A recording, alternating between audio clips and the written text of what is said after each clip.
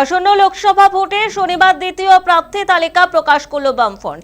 এদিন বামফ্রন্ট চেয়ারম্যান বিমান বসু সাংবাদিক বৈঠক করে দ্বিতীয় প্রার্থী তালিকা প্রকাশ করেন। শনিবার রাজ্যের আরো 4টি আসনে প্রার্থীর নাম ঘোষণা করা হয়েছে। রাজ্যের মোট 42 আসনের মধ্যে এই নিয়ে মোট 20টি লোকসভা কেন্দ্রে প্রার্থী ঘোষণা করল বামেরা।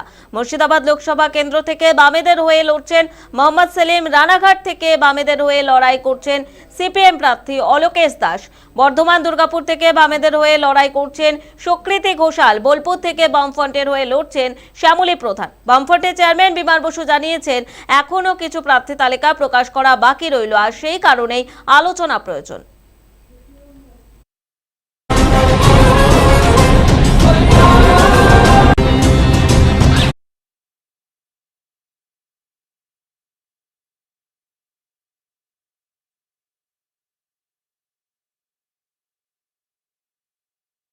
এখন প্রার্থী আমরা কয়েকটা প্রার্থী ঘোষণা করছি, তারপর বাকি বিষয়টা আসবো। সেটা হচ্ছে Murshidabad CPIM Mohammad Salim, Ranaghat SC CPIM Alokesh Das,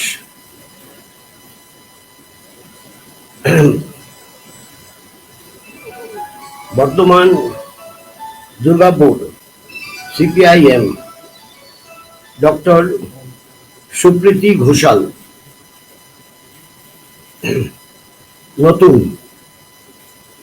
Bolpur SC CPIM Shyamoli প্রধান। এখন আমাদের এই পুরো লিস্টটা প্রকাশ করতে আর একটু সময় লাগবে। এখন